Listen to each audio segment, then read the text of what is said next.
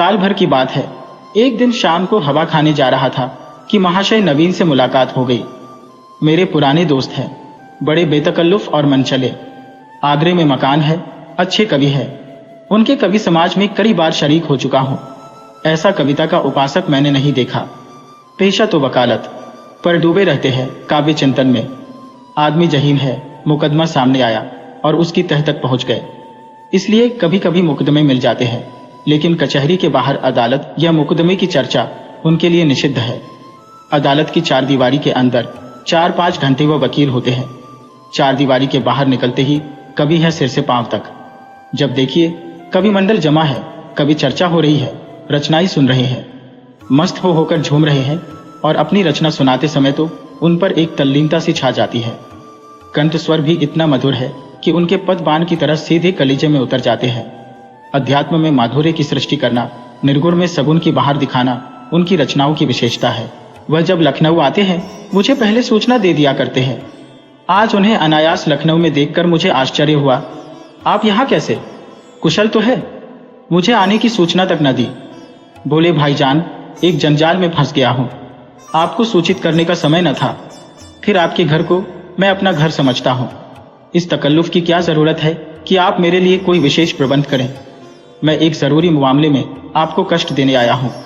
इस वक्त की सैर को स्थगित कीजिए और चलकर मेरी विपत्ति कथा सुनिए।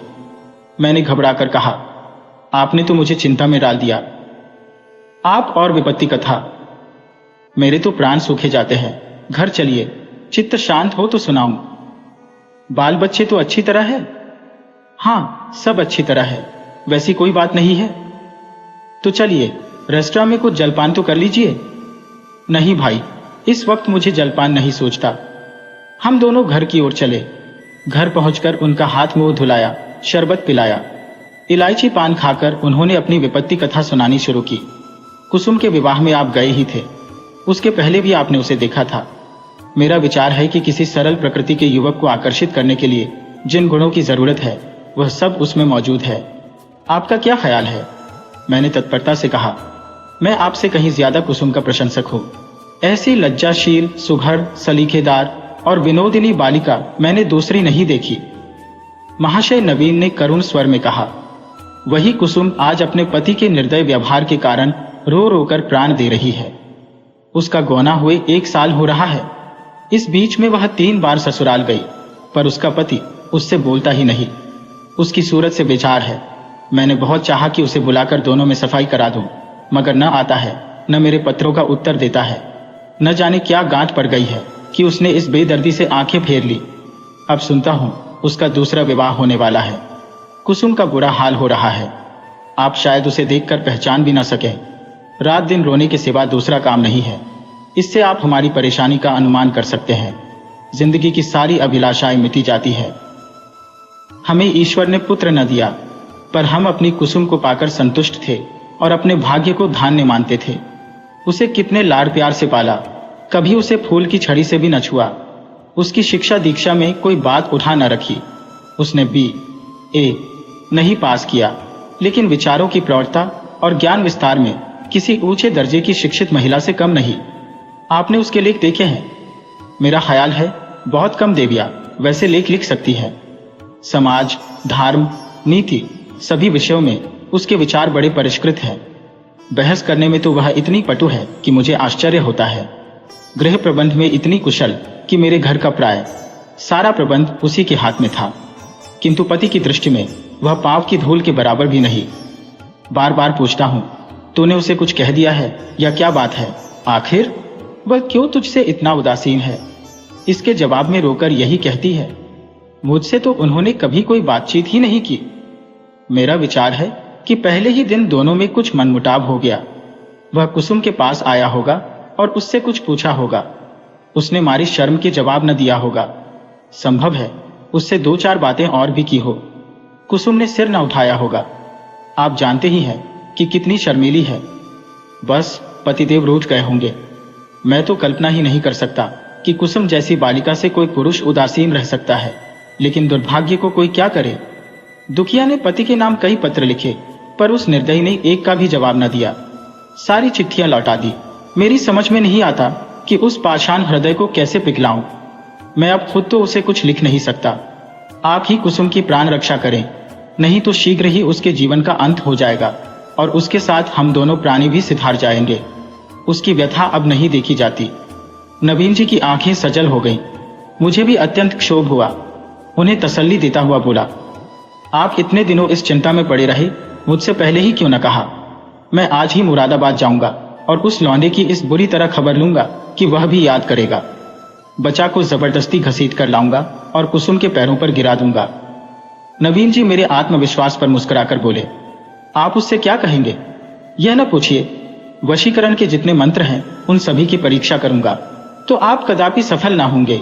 वह इतना शीलवान, इतना विनम्र, इतना प्रसन्न मुख है, इतना मधुर भाषी कि आप वहां से उसके भक्त होकर लौटेंगे। वह नित्य आपके सामने हाथ बांधे खड़ा रहेगा। आपकी सारी कठोरता शांत हो जाएगी। आपके लिए तो एक ही साधन है, आपके कलम में जादू है। आपने कितने ही युवकों को सन्मार्ग पर लगाया है। हृदय में सोई हुई मानवता को जगाना आपका कर्तव्य है। मैं चाहता हूं आप कुसुम की ओर से ऐसा करुणाजनक, ऐसा दिल हिला देने वाला पत्र लिखें कि वह लज्जित हो जाए और उसकी प्रेम भावना सचेत हो उठे।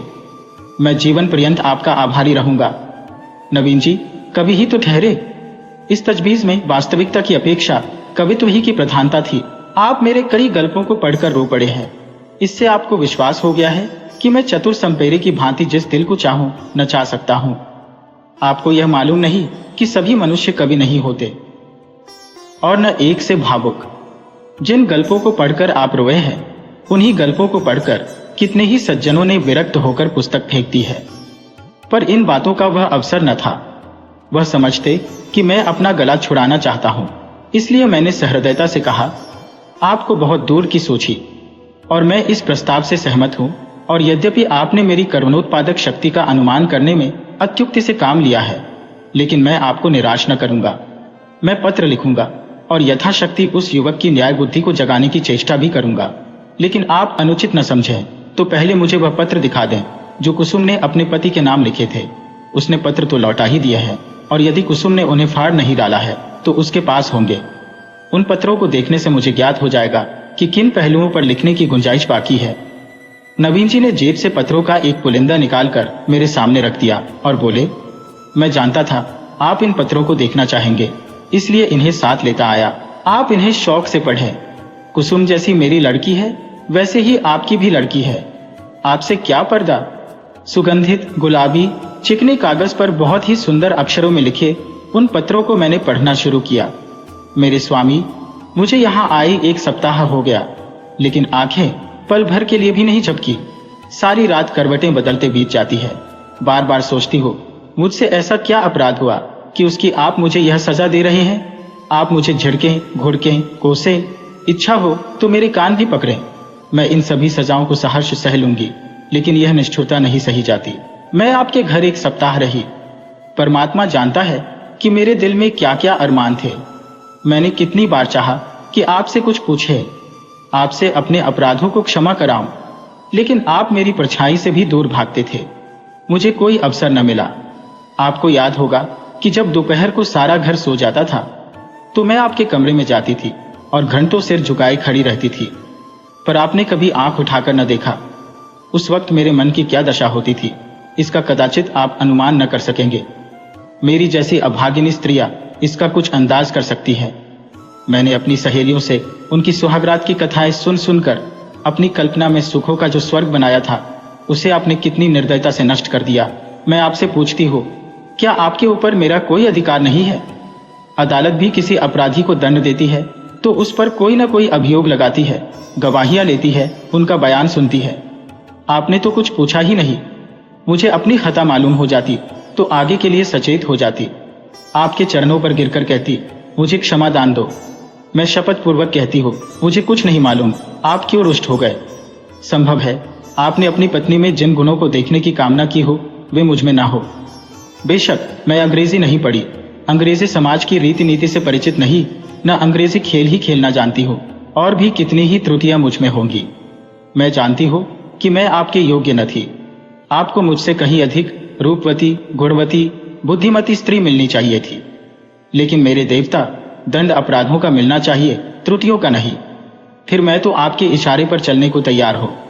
आप मेरी दिलजोई करें, फिर देखिए मैं अपनी त्रुटियों को कितनी जल्द पूरा कर लेती हूं।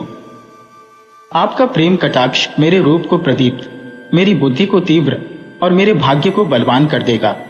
वह विभूति पाकर मेरी कायाकल्प हो जाएगी। स्वामी, क्या आपने सोचा है आप यह क्रोध किस पर कर रहे हैं? वह अबला जो आपके चरणों पर पड़ी हुई आपसे क्षमा दान मान रही है, जो जन्म जन्मांतर के लिए आपकी चेरी है, क्या इस क्रोध को सहन कर सकती है? मेरा दिल बहुत कमजोर है। मुझे रुलाकर आपको पश्चाताप के सिवा और क्या हाथ आएगा? इस क्रोधाग्नि की एक चिंगारी मुझे भस्म कर देने के लिए काफी है।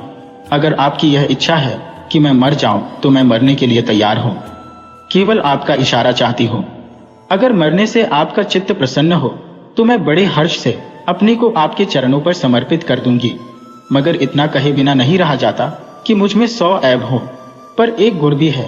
मुझे दावा है कि आपकी जितनी सेवा मैं कर सकती हूँ उतनी कोई दूसरी स्त्री नहीं कर सकती।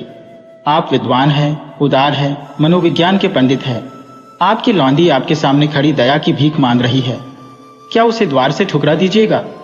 आपकी अपराधिनी खुसुम यह पत्र पढ़कर मुझे रोमांच हो आया। ये बात मेरे लिए असह्य थी कि कोई स्त्री अपने पति की इतनी खुशामद करने पर मजबूर हो जाए। पुरुष अगर स्त्री से उदासीन रह सकता है तो स्त्री उसे क्यों नहीं ठुकरा सकती? वह दुष्ट समझता है कि विवाह ने एक स्त्री को उसका गुलाम बना दिया। वह उस अबला पर जितना अत्याचार चाहे करे, कोई उसका हाथ नहीं पकड़ सकता, कोई छू भी नहीं कर सकता। पुरुष अपनी दूसरी, तीसरी, चौथी शादी कर सकता है।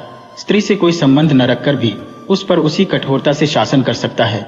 वह जानता है कि स्त्री कुल मर्यादा के बंधनों में जकड़ी हुई है। उसे रो रो कर मर जाने के सिवा और कोई उपाय नहीं है। अगर उसे भय होता कि औरत भी उसकी ईंट का जवाब पत्थर से नहीं, ईंट से भी नहीं, केवल थप्पड़ से दे सकती है, तो उसे कभी इस बदमिजाजी का साहस ना होता। बिचारी स्त्री कितनी विवश है। शायद मैं कुसुम की जगह होता तो इस निष्ठुरता का जवाब इसकी 10 गुनी कठोरता से देता। उसकी छाती पर मुंह तलता, संसार के हिंसने की जरा भी चिंता न करता। समाज अबलाओं पर इतना जुल्म देख सकता है और छू तक नहीं करता। उसके रोने या हिंसने की मुझे जरा भी परवाह ना होती। अरे अभागे युवक, तुझे खबर नहीं तू अपने भविष्य की गर्दन पर कितनी बेदर्दी से छुरी फेर रहा है? यह वह समय है जब पुरुष को अपने प्रणय भंडार से स्त्री के माता पिता, भाई बहन, सखिया सहेलियां सभी के प्रेम की पूर्ति करनी पड़ती है।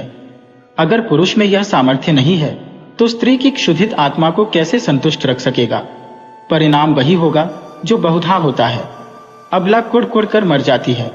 यही वह समय है जिसकी स्मृति जीवन में सदैव के लिए मिठास पैदा कर देती है। स्त्री की प्रेम सुधा इतनी तीव्र होती है कि वह पति का स्नेह पाकर अपना जीवन सफल समझती है और इस प्रेम के आधार पर जीवन के सारे कष्टों को हंस खेलकर सह लेती है। यही वह समय है जब हृदय में प्रेम का बसंत आता है और उसमें नई नई आशा कुंपलें निकलने लगती हैं। ऐसा कौन निर्दयी है जो इस ऋतु में उस वृक्ष पर कुल्हाड़ी चलाएगा? यही वह समय है जब शिकारी किसी पक्षी को उसके बसेरे से लाकर पिंजरे में बंद कर देता है। क्या वह उसकी गर्दन पर छुरी चलाकर उसका मधुर गान सुनने की आशा रखता है? मैंने दूसरा पत्र पढ़ना शुरू किया। मेरे जीवन धान 2 सप्ताह जवाब की प्रतीक्षा करने के बाद आज फिर यही उलाहना देने बैठी हो। जब मैंने वह पत्र लिखा था तो मेरा मन गवाही दे रहा था कि उसका उत्तर जरूर आएगा। आशा के विरुद्ध आशा लगाए हुए थी। मेरा मन अब भी इसे स्वीकार नहीं करता कि जानबूझकर उसका उत्तर नहीं दिया। कदाचित आपको अवकाश नहीं मिला, या ईश्वर न करे कहीं आप अस्वस्थ तो नहीं हो गए। किससे पूछूं? इस विचार से ही मेरा हृदय कांप रहा है। मेरी ईश्वर से यही प्रार्थना है कि आप प्रसन्न और स्वस्थ हों। पत्र मुझे न लिखे न सही, रोकर चुप ही तो हो जाऊंगी। आपको ईश्वर का वास्ता है, अगर आपको किसी प्रकार का कष्ट हो तो मुझे तुरंत पत्र लिखिए। मैं किसी को साथ लेकर आ जाऊंगी। मर्यादा और परिपाटी के बंधनों से मेरा जी घबराता है। ऐसी दशा में भी यदि आप मुझे अपनी सेवा से वंचित रखते हैं तो आप मुझसे मेरा वह अधिकार छीन रहे हैं जो मेरे जीवन की सबसे मूल्यवान वस्तु है। मैं आपसे और कुछ नहीं मांगती। आप मुझे मोटे से मोटा खिलाइए, मोटे से मोटा पहनाइए, मुझे जरा भी शिकायत ना होगी। मैं आपके साथ घोर से घोर विपत्ति में भी प्रसन्न रहूंगी। मुझे आभूषणों की लालसा नहीं, महल में रहने की लालसा नहीं, सैर तमाशे की लालसा नहीं, धान बटोरने की लालसा नहीं। मेरे जीवन का उद्देश्य केवल आपकी सेवा करना है, यही उसका ध्येय है। मेरे लिए दुनिया में कोई देवता नहीं, कोई गुरु नहीं, कोई हाकिम नहीं। मेरे देवता आप हैं, मेरे राजा आप हैं। मुझे अपने चरणों से न हटाइए, मुझे ठुकराइए नहीं। मैं सेवा और प्रेम के फूल लिए, कर्तव्य और व्रत की भेंट अंचल में सजाए आपकी सेवा में आई हूँ। मुझे इस भेंट को, इन फूलों को अपने चरणों पर रखने दीजिए। उपासक का काम तो पूजा करना है, देवता उसकी पूजा स्वीकार करता है या नहीं, ये सोचना उसका धर्म नहीं। मेरे सिरताज, शायद आपको पता नहीं आजकल मेरी क्या दशा है। यदि मालूम होता तो आप इस निष्ठुरता का व्यवहार न करते। आप पुरुष हैं, आपके हृदय में दया है, सहानुभूति है, उदारता है। मैं विश्वास नहीं कर सकती कि आप मुझ जैसी नाचीज पर क्रोध कर सकते हैं। मैं आपकी दया के योग्य हो, कितनी दुर्बल, कितनी अपंग, कितनी बेजुबान। आप सूर्य है, मैं अणु हो। आप अग्नि है, मैं तृण हो। आप राजा है, मैं भिखारिन हो। क्रोध तो बराबर वालों पर करना चाहिए।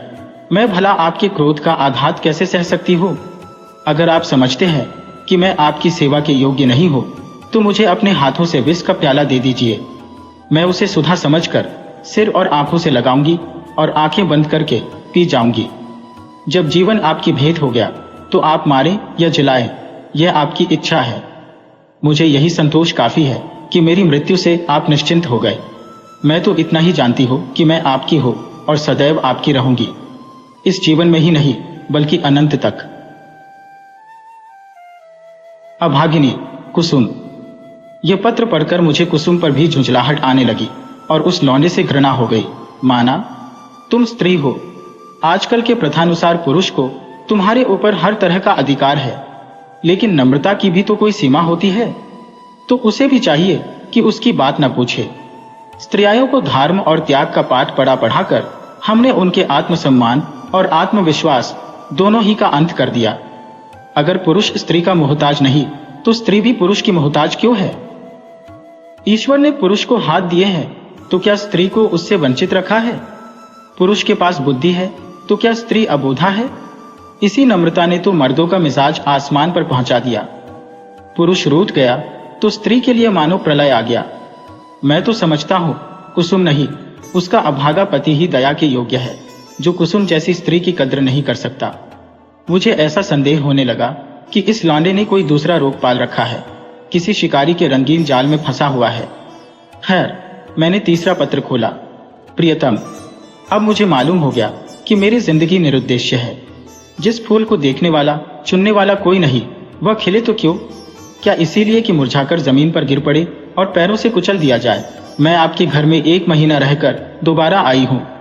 ससुर जी ही ने मुझे बुलाया, ससुर जी ही ने मुझे विदा कर दिया। इतने दिनों में आपने एक बार भी मुझे दर्शन न दिए। आप दिन में 20 ही बार घर में आते थे, अपने भाई बहनों से हिंसते बोलते थे या मित्रों के साथ सैर तमाशे देखते थे, लेकिन मेरे पास आने की आपने कसम खा ली थी। मैंने कितनी बार आपके पास संदेश भेजे, कितना अनुनय विनय किया, कितनी बार बेशर्मी करके आपके कमरे में गई, लेकिन आपने कभी मुझे आंख उठाकर भी न देखा। मैं तो कल्पना ही नहीं कर सकती कि कोई प्राणी इतना हृदयहीन हो सकता है। प्रेम के योग्य नहीं, विश्वास के योग्य नहीं, सेवा करने के भी योग्य नहीं, तो क्या दया के भी योग्य नहीं? मैंने उस दिन कितनी मेहनत और प्रेम से आपके लिए रसगुल्ले बनाए थे, आपने उन्हें हाथ से छुआ भी नहीं। जब आप मुझसे इतने विरक्त हैं तो मेरी समझ में नहीं आता कि जीकर क्या करो। न जाने यह कौन सी आशा है जो मुझे जीवित रखे हुए है। क्या अंधेर है कि आप सजा तो देते हैं पर अपराध नहीं बतलाते? यह कौन सी नीति है? आपको ज्ञात है, इस 1 मास में मैंने मुश्किल से 10 दिन आपके घर में भोजन किया होगा। मैं इतनी कमजोर हो गई हूं कि चलती हूं तो आंखों के सामने अंधेरा छा जाता है। आंखों में जैसे ज्योति ही नहीं रही, हृदय में मानो रक्त का संचालन ही नहीं रहा। खैर, सता लीजिए जितना जी चाहे, इस अनीति का अंत भी एक दिन हो ही जाएगा। अब तो मृत्यु ही पर सारी आशाएं टिकी हुई है।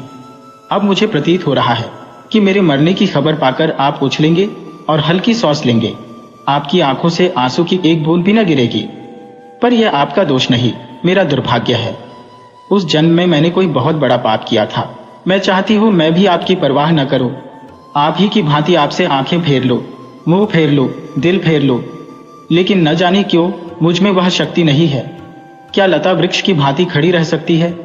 वृक्ष के लिए किसी सहारे की जरूरत नहीं। लता वह शक्ति कहां से लाए? वह तो वृक्ष से लिपटने के लिए पैदा की गई है। उसे वृक्ष से अलग कर दो और वह सूख जाएगी। मैं आपसे पृथक अपने अस्तित्व की कल्पना ही नहीं कर सकती। मेरे जीवन की हर एक गति, प्रत्येक विचार, प्रत्येक कामना में आप मौजूद होते हैं। मेरा जीवन वह वृत्त है जिसके केंद्र आप हैं। मैं वह हार हूं जिसके प्रत्येक फूल में आप धागे की भांति घुसे हैं। उस धागे के बगैर हार के फूल बिखर जाएंगे और धूल में मिल जाएंगे। मेरी एक सहेली है, शन्नो। उसका इस साल पानी ग्रहण हो गया है। उसका पति जब ससुराल आता है, शन्नो के पांव जमीन पर नहीं पड़ते। दिन भर में न जाने कितने रूप बदलती है। मुख कमल खिल जाता है। उल्लास संभाले नहीं संभलता। उसे बिखेरती लुटाती चलती है, हम जैसे अभागों के लिए। जब आकर मेरे गले से लिपट जाती है तो हर्ष और उन्माद की वर्षा से जैसे मैं लथपथ हो जाती हूँ। दोनों अनुराग से मतवाले हो रहे हैं। उनके पास धन नहीं है, जायदाद नहीं है, मगर अपनी दरिद्रता में ही मग्न है। इस अखंड प्रेम का एक क्षण, उसकी तुलना में संसार की कौन सी वस्तु रखी जा सकती है। मैं जानती ही यह रंगरेलियां और बेफिक्रियां बहुत दिन न रहेंगी। जीवन की चिंताएं और दुराशाएं उन्हें भी परास्त कर देंगी, लेकिन ये मधुर स्मृतियां संचित धान की भांति अंत तक उन्हें सहारा देती रहेंगी। प्रेम में भीगी हुई सूखी रोटियां, प्रेम में रंगे हुए मोटे कपड़े और प्रेम के प्रकाश से आलोकित छोटी सी कोठरी अपनी इस विपन्नता में भी वह स्वाद, वह शोभा और वह विश्राम रखती है जो शायद देवताओं को स्वर्ग में भी नसीब नहीं। जब शन्नो का पति अपने घर चला जाता है तो वह दुखिया किस तरह फूट फूट कर रोती है कि मेरा हृदय गदगद हो जाता है। उसके पत्र आ जाते हैं तो मानो उसे कोई विभूति मिल जाती है। उसके रोने में भी, उसकी विफलताओं में भी, उसके उपालंभों में भी एक स्वाद है, एक रस है। उसकी आंसू व्यग्रता और विह्वलता के हैं, मेरे आंसू निराशा और दुख के। उसकी व्याकुलता में प्रतीक्षा और उल्लास है, मेरी व्याकुलता में दैन्य और परवश्यता। उसके उपालंभ में अधिकार और ममता है, मेरे उपालंभ में भग्नता और रुदन। पत्र लंबा हुआ जाता है और दिल का बोझ हल्का नहीं होता। भयंकर गर्मी पड़ रही है। दादा मुझे मसूरी ले जाने का विचार कर रहे हैं।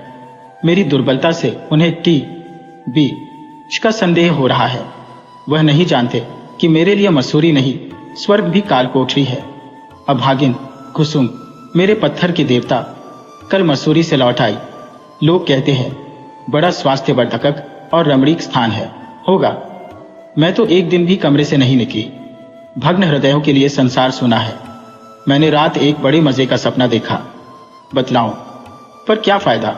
न जाने क्यों मैं अब भी मौत से डरती हूं। आशा का कच्चा धागा मुझे अब भी जीवन से बांधे हुए है। जीवन उद्यान के द्वार पर जाकर बिना सैर किए लौट आना कितना हसरतनाक है।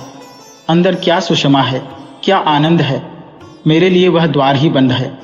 कितनी अभिलाषाओं से विहार का आनंद उठाने चली थी, कितनी तैयारियों से, पर मेरे पहुंचते ही द्वार बंद हो गया है।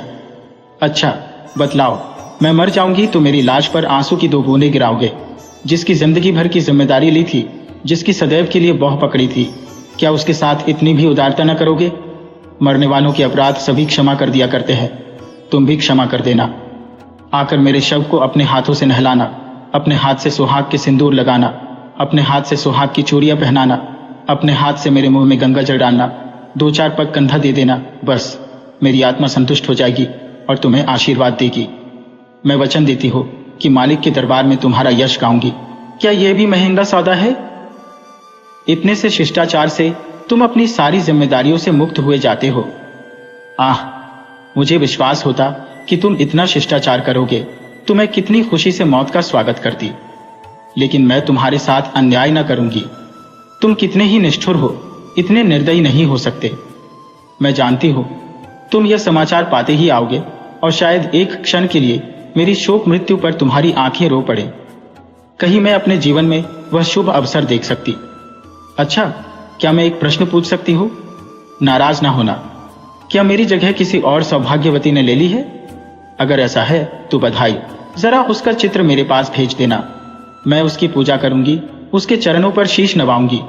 मैं जिस देवता को प्रसन्न न कर सकी, उसी देवता से उसने वरदान प्राप्त कर लिया।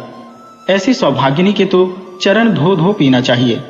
मेरी हार्दिक इच्छा है कि तुम उसके साथ सुखी रहो। यदि मैं उस देवी की कुछ सेवा कर सकती, अप्रोक्ष न सही परोक्ष रूप से ही तुम्हारे कुछ काम आ सकती। अब मुझे केवल उसका शुभ नाम और स्थान बता दो। मैं सिर के बल दौड़ी हुई उसके पास जाऊंगी और कहूंगी, देवी, तुम्हारी लौंडी हूं, इसलिए कि तुम मेरे स्वामी की प्रेमिका हो। मुझे अपने चरणों में शरण दो। मैं तुम्हारे लिए फूलों की सेज बिछाऊंगी, तुम्हारी मांग मोतियों से भरूंगी, तुम्हारी एड़ियों में महावर रचाऊंगी। ये मेरी जीवन की साधना होगी। ये न समझना कि मैं जलूंगी या कुड़ूंगी। जलन तब होती है जब कोई मुझसे मेरी वस्तु छीन रहा हो। जिस वस्तु को अपना समझने का मुझे कभी सौभाग्य ना हुआ, उसके लिए मुझे जलन क्यों हो। अभी बहुत कुछ लिखना था, लेकिन डॉक्टर साहब आ गए हैं। बेचारा हृदयदाह को टी बी समझ रहा है। दुख की सताई हुई कुसुम। इन दोनों पत्रों ने धैर्य का प्याला भर दिया। मैं बहुत ही आवेशहीन आदमी हूं। भावुकता मुझे छू भी नहीं गई। अधिकांश कलाविदों की भांति मैं भी शब्दों से आंदोलित नहीं होता। क्या वस्तु दिल से निकलती है? क्या वस्तु केवल मर्म को स्पर्श करने के लिए लिखी गई है? ये भेद बहुधा मेरे साहित्यिक आनंद में बाधक हो जाता है। लेकिन इन पत्रों ने मुझे आपे से बाहर कर दिया। एक स्थान पर तो सचमुच मेरी आंखें भर आई। यह भावना कितनी वेदनापूर्ण थी कि वही बालिका जिस पर माता पिता प्राण छिड़कते रहते थे, विवाह होते ही इतनी विपदग्रस्त हो जाए। विवाह क्या हुआ, मानो उसकी चिता बनी या उसकी मौत का परवाना लिखा गया। इसमें संदेह नहीं कि ऐसी वैवाहिक दुर्घटनाएं कम होती हैं, लेकिन समाज की वर्तमान दशा में उनकी संभावना बनी रहती है। जब तक स्त्री पुरुष के अधिकार समान न होंगे, ऐसे आघात नित्य होते रहेंगे। दुर्बल को सताना कदाचित प्राणियों का स्वभाव है। काटने वाले कुत्तों से लोग दूर भागते हैं, सीधे कुत्ते पर बालवृंद विनोद के लिए पत्थर फेंकते हैं। तुम्हारे दो नौकर एक ही श्रेणी के हो, उनमें कभी झगड़ा न होगा, लेकिन आज उनमें से एक को अफसर और दूसरे को उसका मातहत बना दो। फिर देखो अफसर साहब अपने मातहत पर कितना रोब जमाते हैं। सुखमय दाम्पत्य की नींव अधिकार साम्य ही पर रखी जा सकती है। इस वैषम्य में प्रेम का निवास हो सकता है, मुझे तो इसमें संदेह है। हम आज जिसे स्त्री पुरुषों में प्रेम कहते हैं, वह वही प्रेम है जो स्वामी को अपने पशु से होता है। पशु सिर झुकाए काम किए चला जाए, स्वामी उसे भूसा और खली भी देगा और उसकी देह भी सहलाएगा, उसे आभूषण भी पहनाएगा। लेकिन जानवर ने जरा चाल धीमी की, जरा गर्दन टेढ़ी की कि मालिक का चाबुक पीठ पर पड़ा। इसे प्रेम नहीं कहते। खैर, मैंने 5वां पत्र खोला। जैसा मुझे विश्वास था, आपने मेरे पिछले पत्र का भी उत्तर न दिया। इसका खुला हुआ अर्थ है कि आपने मुझे परित्याग करने का संकल्प कर लिया है। जैसी आपकी इच्छा। पुरुष के लिए स्त्री पांव की जूती है, स्त्री के लिए तो पुरुष देवतुल्य है, बल्कि देवता से भी बढ़कर। विवेक का उदय होते ही वह पति की कल्पना करने लगती है। मैंने भी वही किया। जिस समय मैं गुड़िया खेलती थी, उसी समय आपने गुड्डे के रूप में मेरे मनोदेश में प्रवेश किया। मैंने आपके चरणों को पखारा, माला फूल और नैवेद्य से आपका सत्कार किया। कुछ दिनों के बाद कहानियां सुनने और पढ़ने की चाट पड़ी। तब आप कथाओं के नायक के रूप में मेरे घर आए। मैंने आपको हृदय में स्थान दिया। बाल्यकाल ही से आप किसी न किसी रूप में मेरे जीवन में घुसे हुए थे। वे भावनाएं मेरे अंतःस्थल की गहराइयों तक पहुंच गई हैं। मेरे अस्तित्व का एक एक अणु उन भावनाओं से गूंथा हुआ है। उन्हें दिल से निकाल डालना सहज नहीं है। उसके साथ मेरे जीवन के परमाणु भी बिखर जाएंगे। लेकिन आपकी यही इच्छा है तो यही सही। मैं आपकी सेवा में सब कुछ करने को तैयार थी। अभाव और विपन्नता का तो कहना ही क्या, मैं तो अपने को मिटा देने को भी राजी थी। आपकी सेवा में मिट जाना ही मेरे जीवन का उद्देश्य था। मैंने लज्जा और संकोच का परित्याग किया, आत्मसम्मान को पैरों से कुचला। लेकिन आप मुझे स्वीकार नहीं करना चाहते। मजबूर हो, आपका कोई दोष नहीं। अवश्य मुझसे कोई ऐसी बात हो गई है जिसने आपको इतना कठोर बना दिया है। आप उसे जबान पर लाना भी उचित नहीं समझते। मैं इस निष्ठुरता के सिवा और हर एक सजा झेलने को तैयार थी। आपके हाथ से जहर का प्याला लेकर पी जाने में मुझे विलंब न होता, किंतु विधि की गति निराली है। मुझे पहले इस सत्य के स्वीकार करने में बाधा थी कि स्त्री पुरुष की दासी है। मैं उसे पुरुष की सहचरी अर्धांगिनी समझती थी, पर अब मेरी आंखें खुल गईं। मैंने कई दिन हुए एक पुस्तक में पढ़ा था कि आदिकाल में स्त्री पुरुष की उसी तरह संपत्ति थी जैसा गाय बैल या खेत बाड़ी। पुरुष को अधिकार था स्त्री को बेचे, गिरोह रखे या मार डाले। विवाह की प्रथा उस समय केवल यह थी कि वर पक्ष अपने सूर सामंतों को लेकर सशस्त्र आता था, कन्या को उड़ा ले जाता था। कन्या के साथ कन्या के घर में रुपया पैसा, अनाज या पशु जो कुछ उसके हाथ लग जाता था उसे भी उठा ले जाता था। वह स्त्री को अपने घर ले जाकर उसके पैरों में बेड़ियां डालकर घर के अंदर बंद कर देता था। उसके आत्मसम्मान के भावों को मिटाने के लिए यह उपदेश दिया जाता था कि पुरुष ही उसका देवता है, सुहाग स्त्री की सबसे बड़ी विभूति है। आज कई हजार वर्षों के बीतने पर पुरुष के उस मनोभाव में कोई परिवर्तन नहीं हुआ। पुरानी सभी प्रथाएं कुछ विकृत या संस्कृत रूप में मौजूद है। आज मुझे मालूम हुआ कि उस लेखक ने स्त्री समाज की दशा का कितना सुंदर निरूपण किया था। अब आपसे मेरा सविनय अनुरोध है, और यही अंतिम अनुरोध है, कि आप मेरे पत्रों को लौटा दें। आपके दिए हुए गहने और कपड़े अब मेरे किसी काम के नहीं। इन्हें अपने पास रखने का मुझे कोई अधिकार नहीं। आप जिस समय चाहें वापस मंगवा लें। मैंने उन्हें एक पेटारी में बंद करके अलग रख दिया है। उसकी सूची भी वही रखी हुई है, मिला लीजिएगा। आज से आप मेरी जबान या कलम से कोई शिकायत न सुनेंगे। इस भ्रम को भूलकर भी दिल में स्थान न दीजिएगा कि मैं आपसे बेवफाई या विश्वासघात करूंगी। मैं इसी घर में कुड़ कर मर जाऊंगी, पर आपकी ओर से मेरा मन कभी मैला ना होगा। मैं जिस जलवायु में पली हूँ उसका मूल तत्व है पति में श्रद्धा। ईर्ष्या या जलन भी उस भावना को मेरे दिल से नहीं निकाल सकती। मैं आपकी कुल मर्यादा की रक्षिका हूँ। उस अमानत में जीते जी खनायत न करूंगी। अगर मेरे बस में होता तो मैं उसे भी वापस कर देती, लेकिन यहाँ मैं भी मजबूर हूँ और आप भी मजबूर हैं। मेरी ईश्वर से यही विनती है कि आप जहाँ रहें कुशल से रहें। जीवन में मुझे सबसे कटु अनुभव जो हुआ वह यही है कि नारी जीवन अधम है, अपने लिए, अपने माता पिता के लिए, अपने पति के लिए। उसकी कदर न माता के घर में है न पति के घर में। मेरा घर शोकागार बना हुआ है। अम्मा रो रही है, दादा रो रहे हैं, कुटुंब के लोग रो रहे हैं। एक मेरी जात से लोगों को कितनी मानसिक वेदना हो रही है। कदाचित वे सोचते होंगे ये कन्या कुल में ना आती तो अच्छा होता। मगर सारी दुनिया एक तरफ हो जाए, आपके ऊपर विजय नहीं पा सकती। आप मेरे प्रभु हैं। आपका फैसला अटल है। उसकी कहीं अपील नहीं, कहीं फरियाद नहीं। खैर, आज से यह कांड समाप्त हुआ। अब मैं हूं और मेरा दलित भग्न हृदय। हसरत यही है कि आपकी कुछ सेवा न कर सकी। अभागिनी कुसुम। मालूम नहीं मैं कितनी देर तक मूक वेदना की दशा में बैठा रहा कि महाशय नवीन बोले, आपने इन पत्रों को पढ़कर क्या निश्चय किया? मैंने रोते हुए हृदय से कहा, अगर इन पत्रों ने उस नर पिशाच के दिल पर कोई असर न किया तो मेरा पत्र भला क्या असर करेगा? इससे अधिक करुणा और वेदना मेरी शक्ति के बाहर है। ऐसा कौन सा धार्मिक भाव है जिसे इन पत्रों में स्पर्श न किया गया हो? दया, लज्जा, तिरस्कार, न्याय, मेरे विचार में तो कुसुम ने कोई पहलू नहीं छोड़ा। मेरे लिए अब यही अंतिम उपाय है कि उस शैतान के सिर पर सवार हो जाऊं और उससे मुंह दर मुंह बातें करके इस समस्या की तह तक पहुंचने की चेष्टा करूं।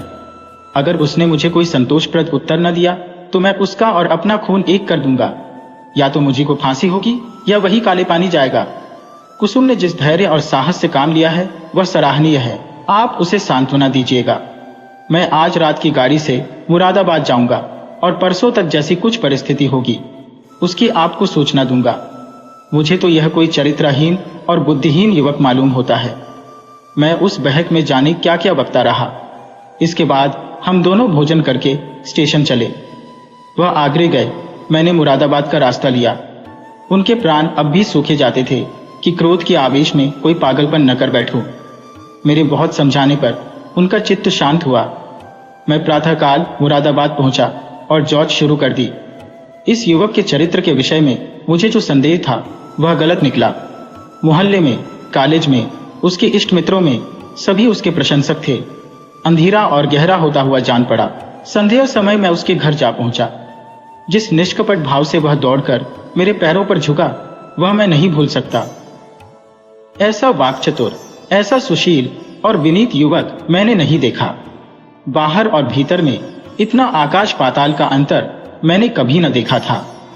मैंने कुशल क्षेम और शिष्टाचार के 2-4 वाक्यों के बाद पूछा, तुमसे मिलकर चित्त प्रसन्न हुआ, लेकिन आखिर कुसुम ने क्या अपराध किया है जिसका तुम उसे इतना कठोर दंड दे रहे हो? उसने तुम्हारे पास कई पत्र लिखे, तुमने एक का भी उत्तर न दिया। वह 2-3 बार यहां भी आई, पर तुम उससे बोले तक नहीं। क्या उस निर्दोष बालिका के साथ तुम्हारा यह अन्याय नहीं है? युवक ने लज्जित भाव से कहा, बहुत अच्छा होता कि आपने इस प्रश्न को न उठाया होता। उसका जवाब देना मेरे लिए बहुत मुश्किल है। मैंने तो इसे आप लोगों के अनुमान पर छोड़ दिया था, लेकिन इस गलतफहमी को दूर करने के लिए मुझे विवश होकर कहना पड़ेगा। ये कहते कहते वह चुप हो गया। बिजली की बत्ती पर भांति भांति के कीट पतंगे जमा हो गए। कई झींगुर उछल उछल कर मुंह पर आ जाते थे और जैसे मनुष्य पर अपनी विजय का परिचय देकर उड़ जाते थे। एक बड़ा सा आंखफोड़ भी मेज पर बैठा था और शायद जस्ट मारने के लिए अपनी देह तौल रहा था। युवक ने एक पंखा लाकर मेज पर रख दिया, जिसने विजयी कीट पतंगों को दिखा दिया कि मनुष्य इतना निर्बल नहीं है जितना वे समझ रहे थे। एक क्षण में मैदान साफ हो गया और हमारी बातों में दखल देने वाला कोई न रहा। युवक ने सकुचाते हुए कहा, संभव है आप मुझे अत्यंत लोभी, कमीना और स्वार्थी समझे, लेकिन यथार्थ यह है कि इस विवाह से मेरी वह अभिलाषा न पूरी हुई जो मुझे प्राणों से भी प्रिय थी। मैं विवाह पर रजामंद न था, अपने पैरों में बेड़ियां न डालना चाहता था, किंतु जब महाशय नवीन बहुत पीछे पड़ गए और उनकी बातों से मुझे यह आशा हुई कि वह सब प्रकार से मेरी सहायता करने को तैयार है, तब मैं राजी हो गया। पर विवाह होने के बाद उन्होंने मेरी बात भी न पूछी, मुझे एक पत्र भी न लिखा कि कब तक वह मुझे विलायत भेजने का प्रबंध कर सकेंगी।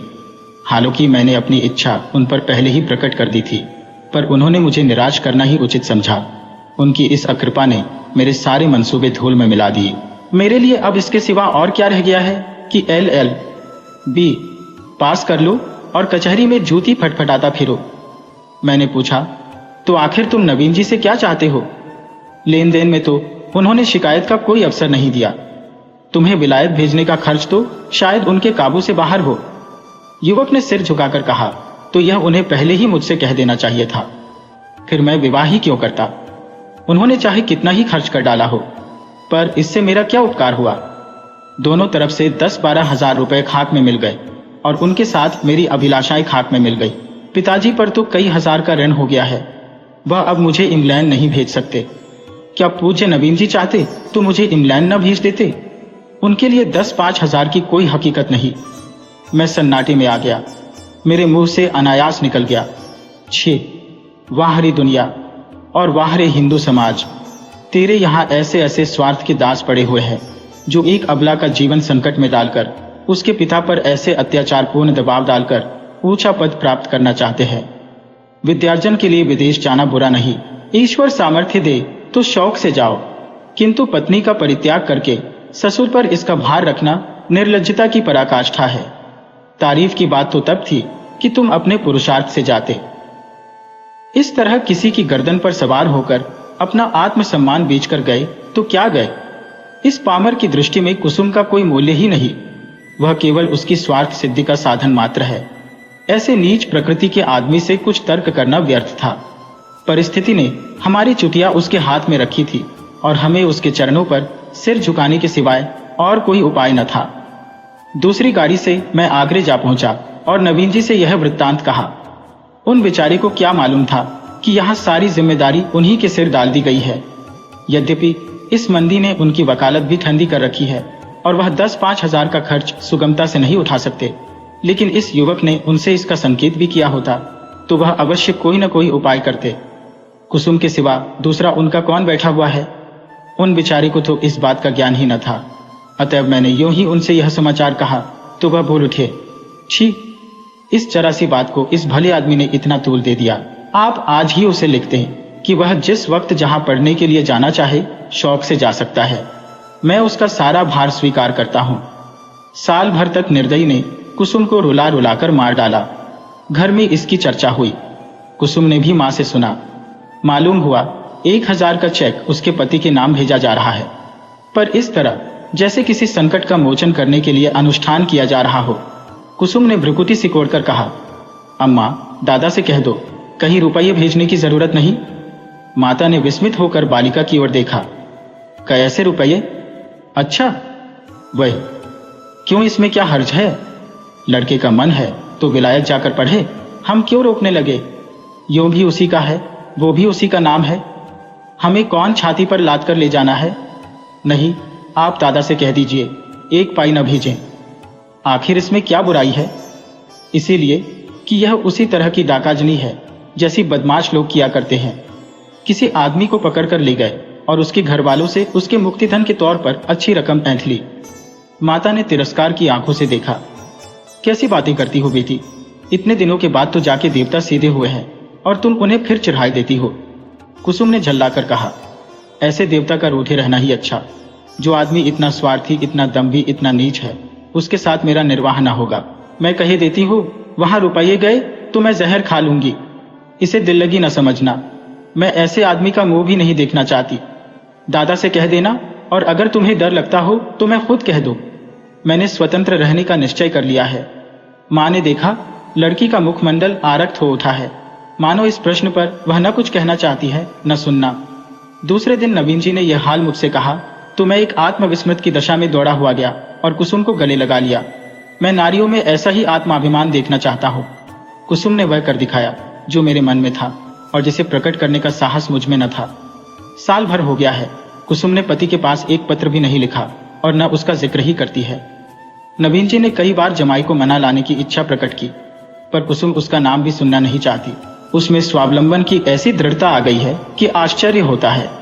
उसके मुख पर निराशा और वेदना के पीलेपन और तेजहीनता की जगह स्वाभिमान और स्वतंत्रता की लाली और तेजस्विता भासित हो गई है।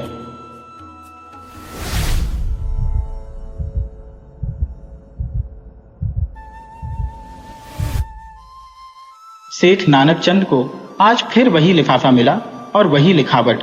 सामने आई तो उनका चेहरा पीला पड़ गया। लिफाफा खोलते हुए हाथ और हृदय दोनों कांपने लगे।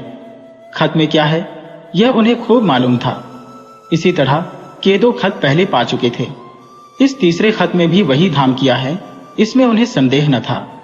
पत्र हाथ में लिए हुए आकाश की ओर ताकने लगे। वह दिल के मजबूत आदमी थे। धमकियों से डरना उन्होंने न सीखा था।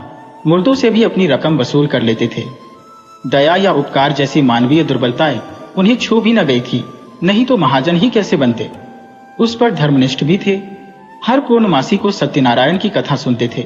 हर मंगल को महावीर जी को लड्डू चढ़ाते थे।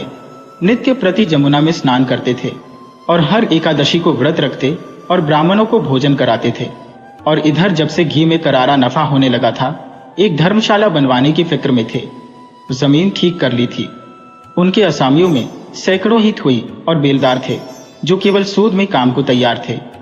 इंतजार यही था कि कोई ईंट और चूने वाला फंस जाए और 10-20 हजार का दस्तावेज लिखा ले तो सूद में ईंट और चूना भी मिल जाए। इस धर्मनिष्ठा ने उनकी आत्मा को और भी शक्ति प्रदान कर दी थी। देवताओं के आशीर्वाद और प्रताप से उन्हें कभी किसी सौदे में घाटा नहीं हुआ और भीषण परिस्थितियों में भी वह स्थिर चित्त रहने के आदी थे। किंतु जब से यह धमकियों से भरे हुए पत्र मिलने लगे थे, उन्हें बरबस तरह तरह की शंकाएं व्यथित करने लगी थी। कहीं सचमुच डाकुओं ने छापा मारा तो कौन उनकी सहायता करेगा। दैवी बाधाओं में तो देवताओं की सहायता पर वह तकिया कर सकते थे, पर सिर पर लटकती हुई इस तलवार के सामने वह श्रद्धा कुछ काम न देती थी। रात को उनके द्वार पर केवल एक चौकीदार रहता है। अगर 10-20 हथियारबंद आदमी आ जाएं तो वह अकेला क्या कर सकता है। शायद उनकी आहट पाते ही भाग खड़ा हो। पड़ोसियों में ऐसा कोई नजर न आता था जो इस संकट में काम आवे। यद्यपि सभी उनके असामी थे या रह चुके थे, लेकिन यह एहसान फरामोशों का संप्रदाय है। जिस पत्तल में खाता है उसी में छेद करता है। जिसके द्वार पर अवसर पड़ने पर नाक रगड़ता है उसी का दुश्मन हो जाता है। इनसे कोई आशा नहीं। हाँ, किवानी सुदरर है, उन्हें तोड़ना आसान नहीं। फिर अंदर का दरवाजा भी तो है। 100 आदमी लग जाइयन तो हिलायन हिले और किसी ओर से हमले का खटका नहीं। इतनी ऊंची सपाट दीवार पर कोई क्या खा के चढ़ेगा। फिर उनके पास राइफलें भी तो हैं। एक राइफल से वह दर्जनों आदमियों को भून कर रख देंगे। मगर इतने प्रतिबंधों के होते हुए भी उनके मन में एक हुक सी समाई रहती थी। कौन जाने चौकीदार भी उन्हीं में मिल गया हो, खिदमतगार भी आस्तीन के सांप हो गए हो। इसलिए वह अब बहुधा अंदर ही रहते थे और जब तक मिलने वालों का पता ठिकाना न पूछ ले उनसे मिलते न थे। फिर भी 2-4 घंटे तो चौपाल में बैठने ही पड़ते थे, नहीं तो सारा कारोबार मिट्टी में न मिल जाता। जितनी देर बाहर रहते थे उनके प्राण जैसे सूली पर टगे रहते थे। उधार उनके मिजाज में बड़ी तब्दीली हो गई थी। इतने विनम्र और मिष्टभाषी वह कभी न थे। गालियां तो क्या, किसी से तूतकार भी न करते। सूद की दर भी कुछ घटा दी थी, लेकिन फिर भी चित्त को शांति न मिलती थी। आखिर कई मिनट तक दिल को मजबूत करने के बाद उन्होंने पत्र खोला और जैसे गोली लग गई। सिर में चक्कर आ गया और सारी चीजें नाचती हुई मालूम हुई। सांस फूलने लगी, आंखें फैल गईं। लिखा था, तुमने हमारे दोनों पत्रों पर कुछ भी ध्यान न दिया। शायद तुम समझते होगे कि पुलिस तुम्हारी रक्षा करेगी, लेकिन यह तुम्हारा भ्रम है। पुलिस उस वक्त आएगी जब हम अपना काम करके 100 कोस निकल गए होंगे। तुम्हारी अक्ल पर पत्थर पड़ गया है, इसमें हमारा कोई दोष नहीं। हम तुमसे सिर्फ 25,000 रुपये मांगते हैं। इतने रुपए दे देना तुम्हारे लिए कुछ भी मुश्किल नहीं। हमें पता है कि तुम्हारे पास 1 लाख की मोहरें रखी हुई है, लेकिन विनाश काले विपरीत बुद्धि। अब हम तुम्हें और ज्यादा न समझाएंगे। तुमको समझाने की चेष्टा करना ही व्यर्थ है। आज शाम तक अगर रुपए न आ गए तो रात को तुम्हारे ऊपर धावा होगा। अपनी हिफाजत के लिए जिसे बुलाना चाहो बुला लो, जितने आदमी और हथियार जमा करना चाहो जमा कर लो। हम ललकार कर आएंगे और दिन दहाड़े आएंगे। हम चोर नहीं हैं, हम वीर हैं और हमारा विश्वास बाहुबल में है। हम जानते हैं कि लक्ष्मी उसी के गले में जमार डालती है जो धनुष तोड़ सकता है, मछली को बेधा सकता है। यदि सेठ ने तुरंत बही खाते बंद कर दिए और रोकड़ संभालकर तिजोरी में रख दिया और सामने का द्वार भीतर से बंद करके मरे हुए से केसर के पास आकर बोले, आज फिर वही खत आया केसर, अब आज ही आ रहे हैं। केसर दोहरे बदन की स्त्री थी। यौवन बीत जाने पर भी युवती शौक श्रृंगार में लिप्त रहने वाली, उस फलहीन वृक्ष की तरह जो पतझड़ में भी हरी भरी पत्तियों से लदा रहता है। संतान की विफल कामना में जीवन का बड़ा भाग बिता चुकने के बाद अब उसे अपनी संचित माया को भोगने की धुन सवार रहती थी। मालूम नहीं कब आंखें बंद हो जाएं, फिर यह थाती किसके हाथ लगेगी, कौन जाने। इसलिए उसे सबसे अधिक भय बीमारी का था, जिसे वह मौत का पैगाम समझती थी और नित्य ही कोई न कोई दवा खाती रहती थी।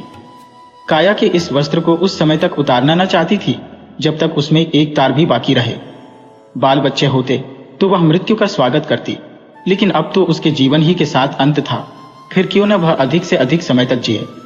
हाँ, वह जीवन निरानंद अवश्य था, उस मधुर ग्रास की भांति जिसे हम इसलिए खा जाते हैं कि रखे रखे सड़ जाएगा। उसने घबराकर कहा, मैं तुमसे कब से कह रही हूं कि 2-4 महीनों के लिए यहां से कहीं भाग चलो, लेकिन तुम सुनते ही नहीं। आखिर क्या करने पर तुले हुए हो। सेठ जी सशंक तो थे और यह स्वाभाविक था। ऐसी दशा में कौन शांत रह सकता था, लेकिन वह कायर नहीं थे। उन्हें अब भी विश्वास था कि अगर कोई संकट आ पड़े तो वह पीछे कदम न हटाएंगे। जो कुछ कमजोरी आ गई थी वह संकट को सिर पर मंडराते देखकर भाग गई थी। हिरन भी तो भागने की राह न पाकर शिकारी पर चोट कर बैठता है, कभी कभी नहीं, अक्सर संकट पड़ने पर ही आदमी के जौहर खुलते हैं। इतनी देर में शेरची ने एक तरह से भावी विपत्ति का सामना करने का पक्का इरादा कर लिया था। डर क्यों, जो कुछ होना है वह होकर रहेगा। अपनी रक्षा करना हमारा कर्तव्य है, मरना जीना विधि के हाथ में है। सेठानी जी को दिलासा देते हुए बोले, तुम नाहक इतना डरती हो कि सर, आखिर वे सब भी तो आदमी है, अपनी जान का मोह उन्हें भी है, नहीं तो यह कुकर्म ही क्यों करते। मैं खिड़की की आड़ से 10-20 आदमियों को गिरा सकता हूँ, पुलिस को इत्तला देने भी जा रहा हूँ। पुलिस का कर्तव्य है कि हमारी रक्षा करे। हम 10,000 सालाना टैक्स देते हैं, किस लिए। मैं अभी दरोगाजी के पास जाता हूँ। जब सरकार हमसे टैक्स लेती है तो हमारी मदद करना उसका धर्म हो जाता है। राजनीति का यह तत्व उसकी समझ में नहीं आया। वह तो किसी तरह उस भय से मुक्त होना चाहती थी जो उसके दिल में सांप की भांति बैठा फुफकार रहा था। पुलिस का उसे जो अनुभव था उससे चित्त को संतोष न होता था। बोली, पुलिस वालों को बहुत देख चुकी, वारदात के समय तो उनकी सूरत नहीं दिखाई देती, जब वारदात हो चुकती है तब अलबत्ता शान के साथ आकर रोब जमाने लगते हैं। पुलिस तो सरकार का राज चला रही है, तुम क्या जानो। मैं तो कहती हूँ यो अगर कल वारदात होने वाली होगी तो पुलिस को खबर देने से आज ही हो जाएगी। लूट के माल में इनका भी साझा होता है। जानता हूँ, देख चुका हूँ और रोज देखता हूँ, लेकिन मैं सरकार को 10,000 का सालाना टैक्स देता हूँ। पुलिस वालों का आदर सत्कार भी करता रहता हूँ। अभी जाड़ों में सुपरिंटेंडेंट साहब आए थे तो मैंने कितनी रसद पहुंचाई थी, एक पूरा कनस्तर घी और एक शक्कर की पूरी बोरी भेज दी थी। यह सब खिलाना पिलाना किस दिन काम आएगा। हाँ, आदमी को 16 आने दूसरों के भरोसे न बैठना चाहिए। इसलिए मैंने सोचा है तुम्हें भी बंदूक चलाना सिखा दूं। हम दोनों बंदूकें छोड़ना शुरू करेंगे तो डाकुओं की क्या मजाल है कि अंदर कदम रख सकें। प्रस्ताव हास्यजनक था। केसर ने मुस्कुराकर कहा, हाँ और क्या, अब आज मैं बंदूक चलाना सीखूंगी। तुमको जब देखो हंसी ही सोचती है। इसमें हंसी की क्या बात है। आजकल तो औरतों की फौजें बन रही है, सिपाहियों की तरह औरतें भी कवायद करती हैं, बंदूक चलाती हैं, मैदानों में खेलती हैं। औरतों के घर में बैठने का जमाना अब नहीं है। विलायत की औरतें बंदूक चलाती होंगी, यहाँ की औरतें क्या चलाएंगी। हाँ, हाथ भर की जबान चाहे चला लें। यहाँ की औरतों ने बहादुरी के जो काम किए हैं उनसे इतिहास के पन्ने भरे पड़े हैं। आज दुनिया उन वृत्तांतों को पढ़कर चकित हो जाती है। पुराने जमाने की बातें छोड़ो, तब औरतें बहादुर रही होंगी। आज कौन बहादुरी कर रही है। वाह, अभी हजारों औरतें घर बार छोड़कर हंसते हंसते जेल चली गई। ये बहादुरी नहीं थी। अभी पंजाब में हरनाथ कुंवर ने अकेले 4 सशस्त्र डाकुओं को गिरफ्तार किया और लाट साहब तक ने उसकी प्रशंसा की। क्या जाने वे कैसी औरतें हैं। मैं तो डाकुओं को देखते ही चक्कर खाकर गिर पड़ूंगी। उसी वक्त नौकर ने आकर कहा, सरकार, थाने से 4 कांस्टेबल आए हैं, आपको बुला रहे हैं। सेठ जी प्रसन्न होकर बोले, थानेदार भी हैं? नहीं सरकार, अकेले कांस्टेबल है। थानेदार क्यों नहीं आया? यह कहते हुए सेठ जी ने पान खाया और बाहर निकले। सेठ जी को देखते ही चारों कांस्टेबलों ने झुककर सलाम किया, बिल्कुल अंग्रेजी कायदे से, मानो अपने किसी अफसर को सैल्यूट कर रहे हो। सेठ जी ने उन्हें बेंचों पर बैठाया और बोले, दरोगा जी का मिजाज तो अच्छा है, मैं तो उनके पास आने वाला था। चारों में जो सबसे प्रौढ़ था, जिसकी आस्तीन पर कई बिल्ले लगे हुए थे, बोला, आप क्यों तकलीफ करते हैं, वह तो खुद ही आ रहे थे, पर एक बड़ी जरूरी तहकीकात आ गई, इससे रुक गए। कल आपसे मिलेंगे। जब से यहाँ डाकुओं की खबरें आई हैं, बेचारे बहुत घबराए हुए हैं। आपकी तरफ हमेशा उनका ध्यान रहता है। कई बार कह चुके हैं कि मुझे सबसे ज्यादा फिक्र सेठ जी की है। गुमनाम खत तो आपके पास भी आए होंगे। सेठ जी ने लापरवाही दिखाकर कहा, अजी, ऐसी चिट्ठियां आती ही रहती हैं, इनकी कौन परवाह करता है। मेरे पास तो 3 खत आ चुके हैं, मैंने किसी से जिक्र भी नहीं किया। कांस्टेबल हंसा, दरोगा जी को खबर मिली थी। सच? हाँ साहब, रत्ती रत्ती खबर मिलती रहती है। यहां तक मालूम हुआ है कि कल आपके मकान पर उनका धावा होने वाला है। जभी तो आज दरोगा जी ने मुझे आपकी खिदमत में भेजा, मगर वहां कैसे खबर पहुंची, मैंने तो किसी से कहा ही नहीं। कांस्टेबल ने रहस्यमय भाव से कहा, हुजूर, ये न पूछें, इलाके के सबसे बड़े सेठ के पास ऐसे खत आए और पुलिस को खबर न हो। भला कोई बात है? फिर ऊपर से बराबर ताकीद आती रहती है कि सेठ जी को शिकायत का कोई मौका न दिया जाए। सुपरिंटेंडेंट साहब की खास ताकीद है आपके लिए। और हुजूर, सरकार भी तो आप ही के बूते पर चलती है। सेठ साहूकारों के जान माल की हिफाजत न करे तो रहे कहाँ। हमारी होते मजाल है कि कोई आपकी तरफ तिरछी आंखों से देख सके, मगर ये कमबख्त डाकू इतने दिलेर और तादाद में इतने ज्यादा है कि थाने के बाहर उनसे मुकाबला करना मुश्किल है। दरोगा जी गारद मंगाने की बात सोच रहे थे, मगर ये हथियारे कहीं एक जगह तो रहते नहीं। आज यहाँ है तो कल यहाँ से 200 कोस पर। गारद मंगाकर ही क्या किया जाए। इलाके की रियाया की तो हमें ज्यादा फिक्र नहीं। हुजूर मालिक है, आपसे क्या छिपाएं, किसके पास रखा है इतना माल असबाब। और अगर किसी के पास 200-400 की पूंजी निकल ही आई तो उसके लिए पुलिस डाकुओं के पीछे अपनी जान हथेली पर लिए न फिरेगी। उन्हीं क्या, वह तो छूटते ही गोली चलाते हैं, और अक्सर छिपकर। हमारे लिए तो 1000 बंदिशें हैं। कोई बात बिगड़ जाए तो उलटे अपनी ही जान आफत में फंस जाए। हमें तो ऐसे रास्ते चलना है कि सांप मरे और लाठी न टूटे। इसलिए दरोगा जी ने आपसे यह अर्ज करने को कहा है कि आपके पास जोखिम की जो चीजें हों उन्हें लाकर सरकारी खजाने में जमा कर दीजिए। आपको उसकी रसीद दे दी जाएगी। ताला और मुहर आप ही की रहेगी। जब यह हंगामा ठंडा हो जाए तो मंगवा लीजिएगा। इससे आपको भी बेफिक्री हो जाएगी और हम भी जिम्मेदारी से बच जाएंगे। नहीं खुदा न करे कोई वारदात हो जाए तो हुजूर को तो जो नुकसान हो वह तो हो ही, हमारे ऊपर भी जवाबदेही आ जाए। और ये जालिम सिर्फ माल असबाब लेकर ही तो जान नहीं छोड़ते, खून करते हैं, घर में आग लगा देते हैं, यहाँ तक कि औरतों की बेइज्जती भी करते हैं। हुजूर तो जानते हैं, होता है वही जो तकदीर में लिखा है। आप इकबाल वाले आदमी हैं, डाकू आपका कुछ नहीं बिगाड़ सकते। सारा कस्बा आपके लिए जान देने को तैयार है। आपका पूजा पाठ, धर्म कर्म खुदा खुद देख रहा है।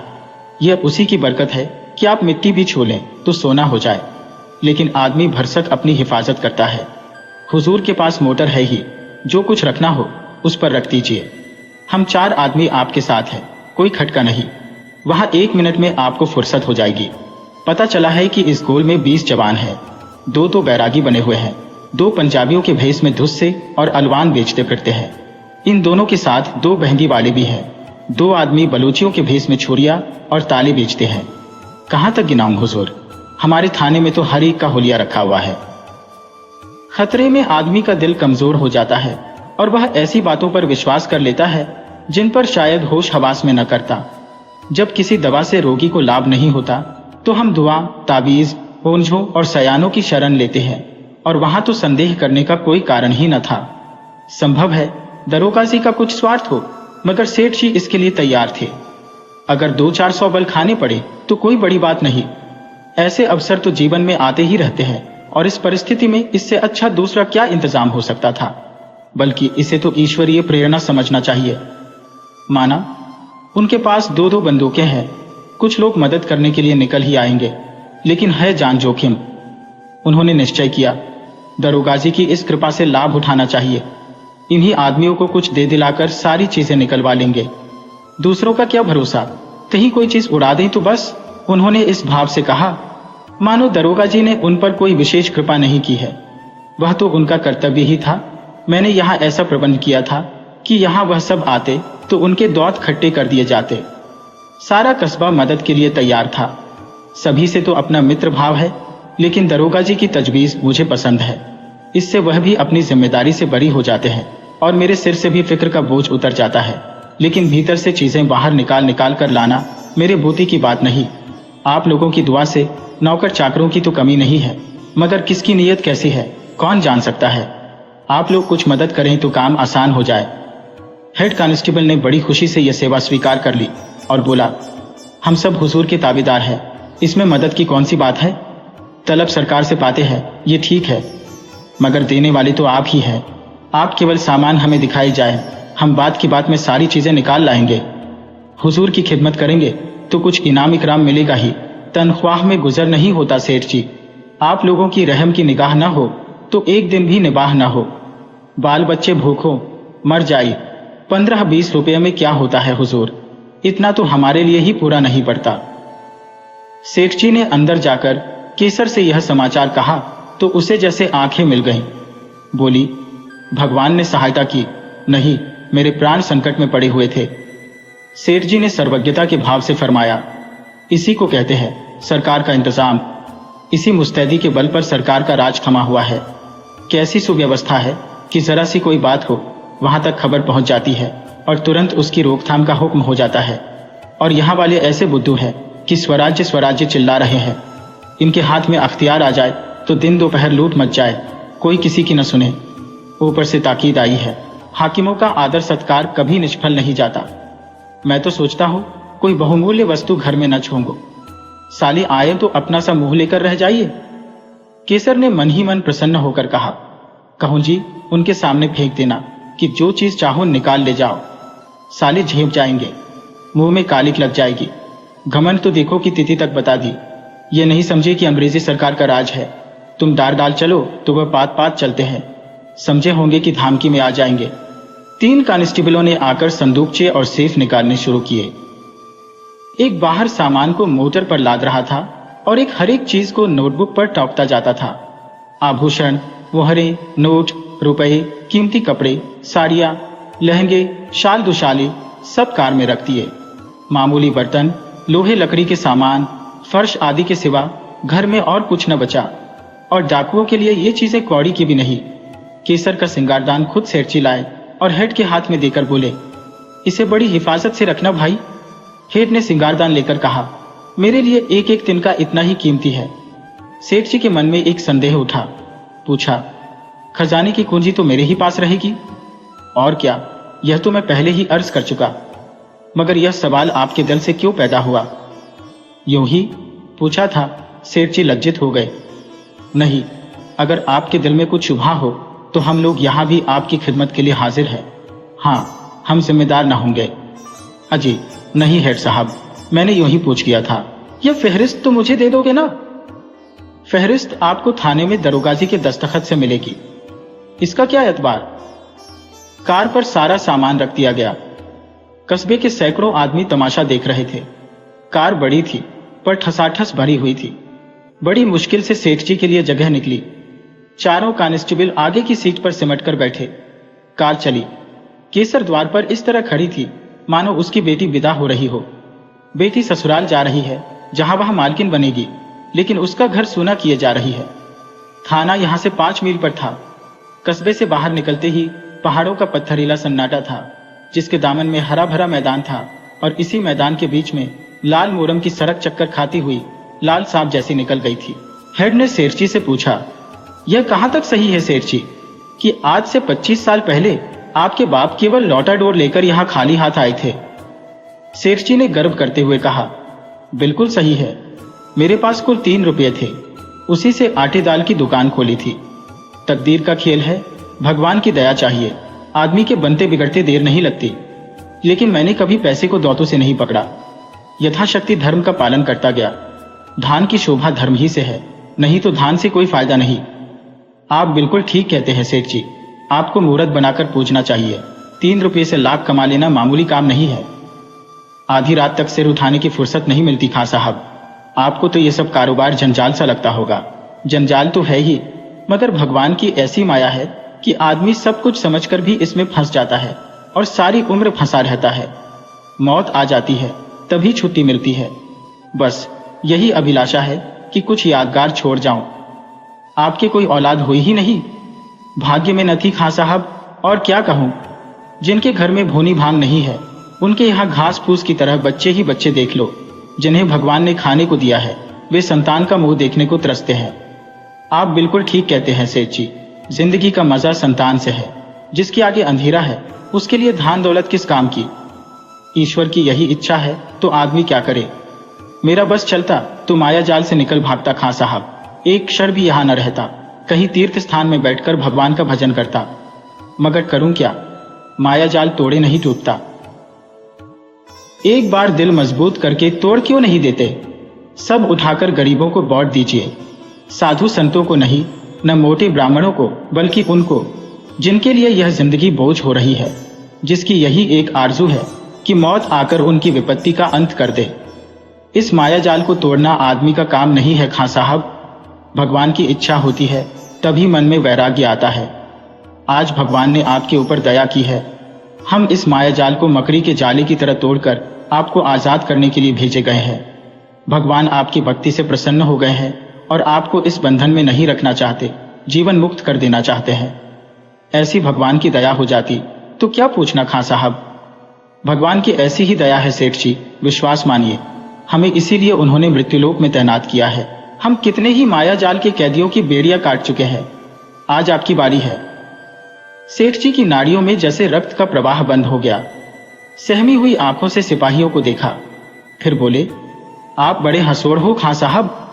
हमारे जीवन का सिद्धांत है कि किसी को कष्ट मत दो, लेकिन ये रुपये वाले कुछ ऐसी औंधी खोपड़ी के लोग हैं कि जो उनका उद्धार करने आता है उसी के दुश्मन हो जाते हैं। हम आपकी बेड़ियां काटने आए हैं, लेकिन अगर आपसे कहें कि यह सब जमा जथा और लता पता छोड़कर घर की राह लीजिए, तो आप चीखना चिल्लाना शुरू कर देंगे। हम लोग वही खुदाई फौजदार हैं जिनके इत्तलाई खत आपके पास पहुंच चुके हैं। सेठ जी मानो आकाश से पाताल में गिर पड़े। सारी ज्ञानेंद्रियों ने जवाब दे दिया और इसी मूर्छा की दशा में वह मोटर कार से नीचे धकेल दिए गए और गाड़ी चल पड़ी। सेठ जी की चेष्टा जाग पड़ी। बदहवास गाड़ी के पीछे दौड़े, हुजूर सरकार तबाह हो जाए नगे, दया कीजिए, घर में एक कौड़ी भी नहीं है। हेड साहब ने खिड़की से बाहर हाथ निकाला और 3 रुपये जमीन पर फेंक दिए। मोटर की चाल तेज हो गई। सेठ जी सिर पकड़कर बैठ गए और विक्षिप्त नेत्रों से मोटर कार को देखा, जैसे कोई शव स्वर्गारोही प्राण को देखे। उनके जीवन का स्वप्न उड़ा चला जा रहा था।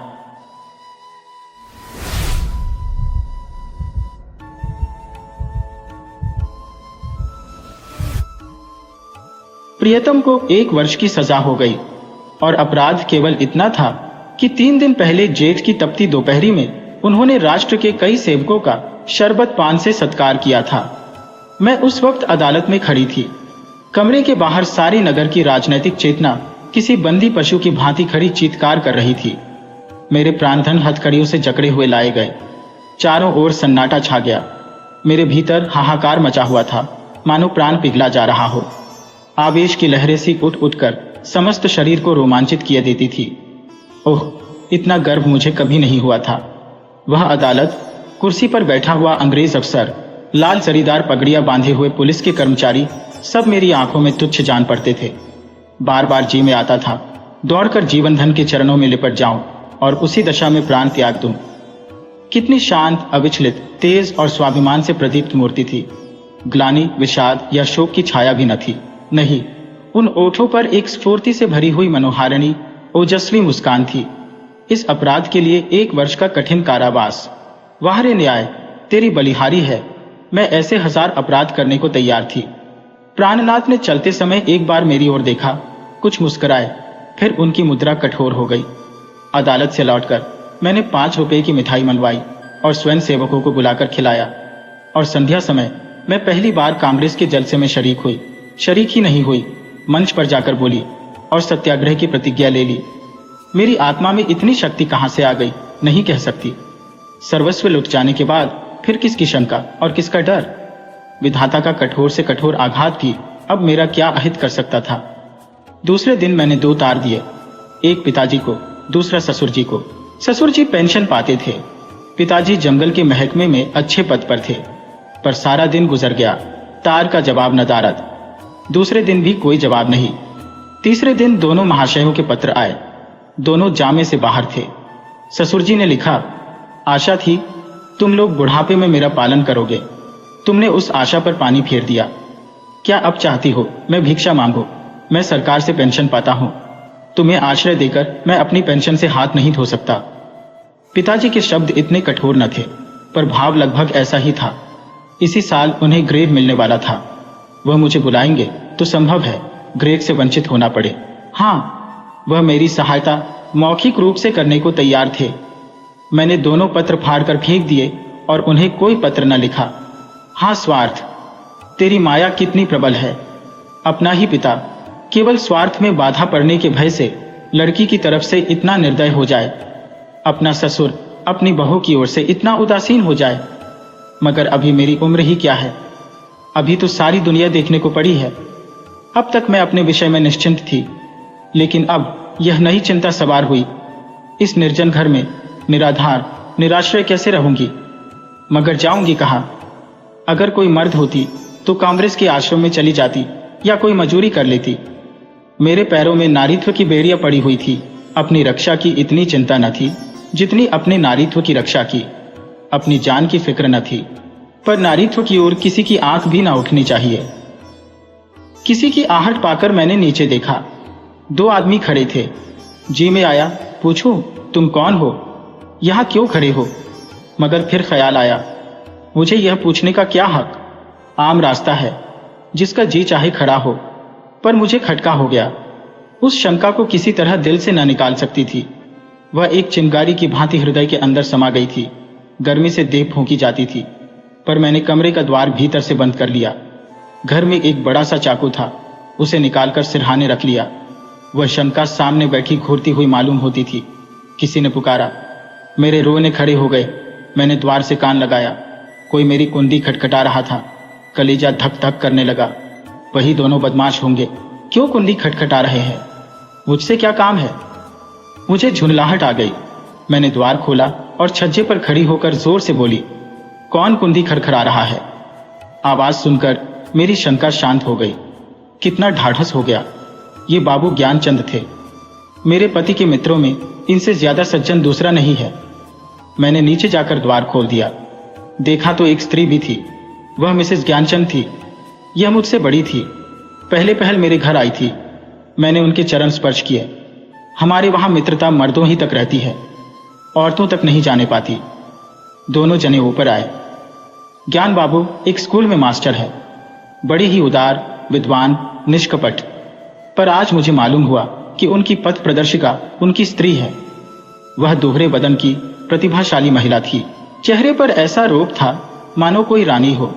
सिर से पांव तक गहनों से लदी हुई। मुख सुंदर न होने पर भी आकर्षक था। शायद मैं उन्हें कहीं और देखती तो मुंह फेर लेती। गर्व की सजीव प्रतिमा थी। वह बाहर जितनी कठोर, भीतर उतनी ही दयालु। घर कोई पत्र लिखा? यह प्रश्न उन्होंने कुछ हिचकते हुए किया। मैंने कहा, हां लिखा था।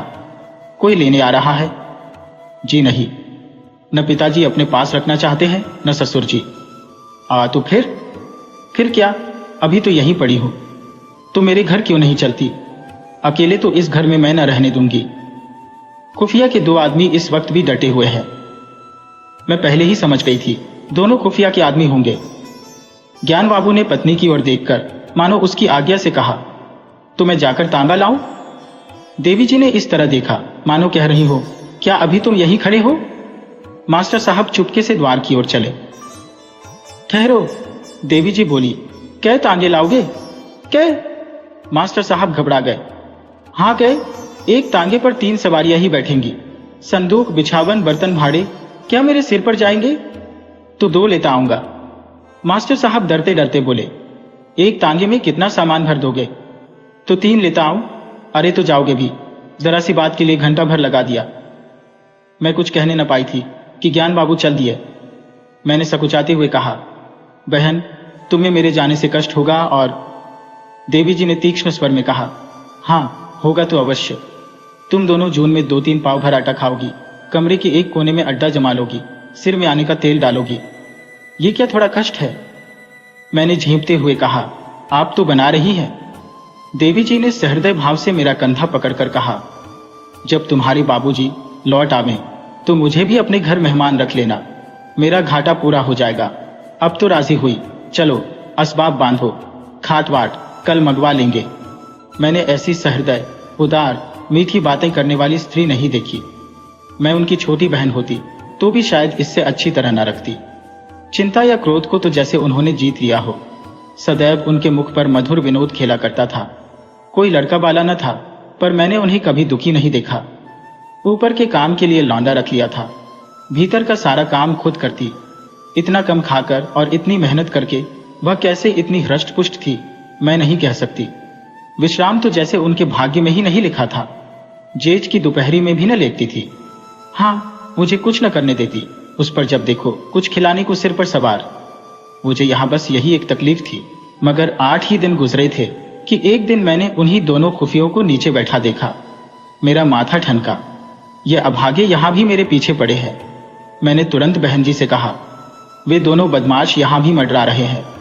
उन्होंने हिकारत से कहा, कुत्ते हैं, फिरने दो। मैं चिंतित होकर बोली, कोई स्वाद न करा करें। उसी बेपरवाही से बोली, भूखने के सिवा और क्या कर सकते हैं? मैंने कहा, काट भी तो सकते हैं। हंसकर बोली, इसके डर से कोई भाग तो नहीं जाता ना? मगर मेरी दाल में मक्खी पड़ गई। बार बार छज्जे पर जाकर उन्हें टहलते देखा थी। ये सब मेरे पीछे पड़े हुए हैं। आखिर मैं नौकरशाही का क्या बिगाड़ सकती हूँ? मेरी सामर्थ्य ही क्या है? क्या यह सब इस तरह से मुझे यहां से भगाने पर तुले हैं? इससे उन्हें क्या मिलेगा? यही तो कि मैं मारी मारी फिरूं। कितनी नीची तबीयत है। 1 हफ्ता और गुजर गया। खुफिया ने पिंड न छोड़ा। मेरे प्राण सूखते जाते थे। ऐसी दशा में यहां रहना मुझे अनुचित मालूम होता था, पर देवी जी से कुछ कह न सकती थी। एक दिन शाम को ज्ञान बाबू आए तो घबराए हुए थे। मैं बरामदे में थी, परवल छील रही थी। ज्ञान बाबू ने कमरे में जाकर देवी जी को इशारे से बुलाया। वीडियो अच्छी लगे हो तो इसे लाइक करें और ऐसी ही मजेदार कहानियों के लिए चैनल को सब्सक्राइब करें और बेल आइकन दबाएं। ज़्यादा से ज़्यादा अपने दोस्तों को शेयर करें। धन्यवाद।